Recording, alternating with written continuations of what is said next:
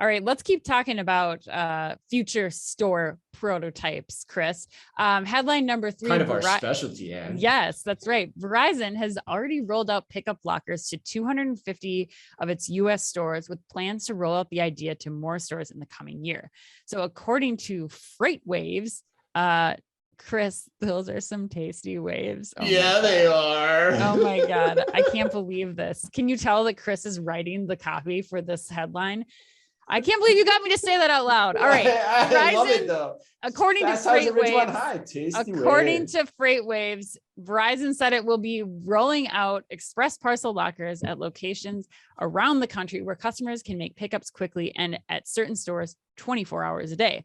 This effort coincides with the continued efforts around BOPUS and same-day delivery. Chris, thoughts?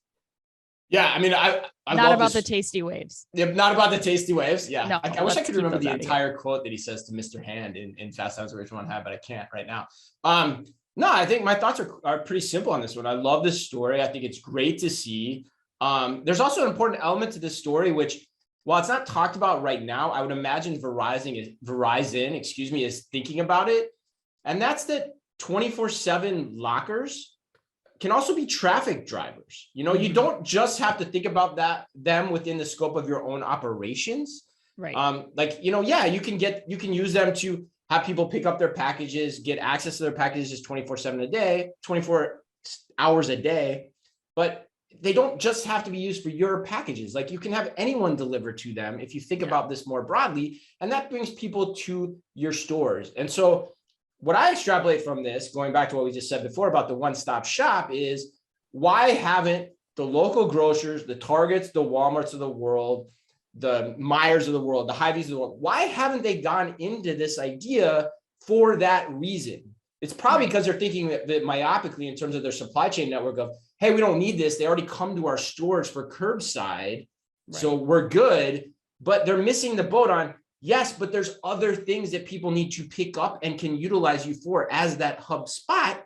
That's really important to think about here. Mm-hmm. Yeah, I agree. I mean, I would second all of the reasons that you just said. I think lockers are one of the things that, you know, retailers could very easily be exploring and investing in that they are not yet, that could provide a lot of change to their business, getting more people in the door, and ultimately serve their customers in a way that they have not even come close to fully realizing yet.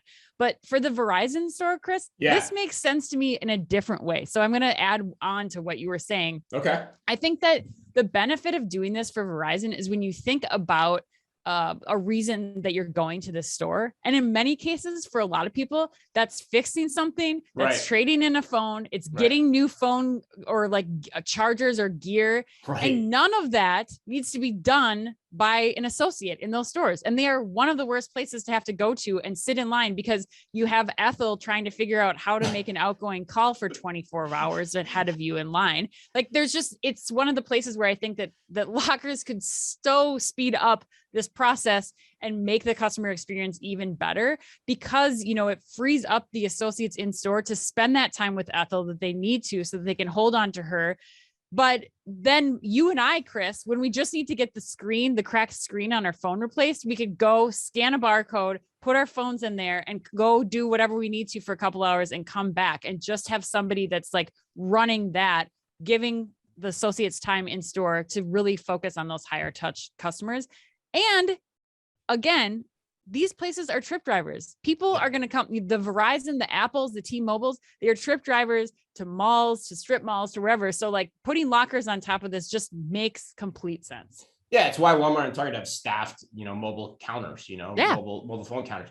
But I got, before we move on to the next story, I have to, is Ethel your name for the older generation? Is that the name we're going with today? I'm not even saying it's got to be the older generation. Oh, okay. There's somebody that needs help. There's Ethels that are millennials and Zennials and Gen Zers, I'm sure. But right. So some people require, we'll call them high touch. Umbrella terms. I like to go with Maud. I feel like Maud is the more appropriate one, but you can go with Ethel. That's okay. Whatever. Right. You know, whatever works for you. Yeah, right.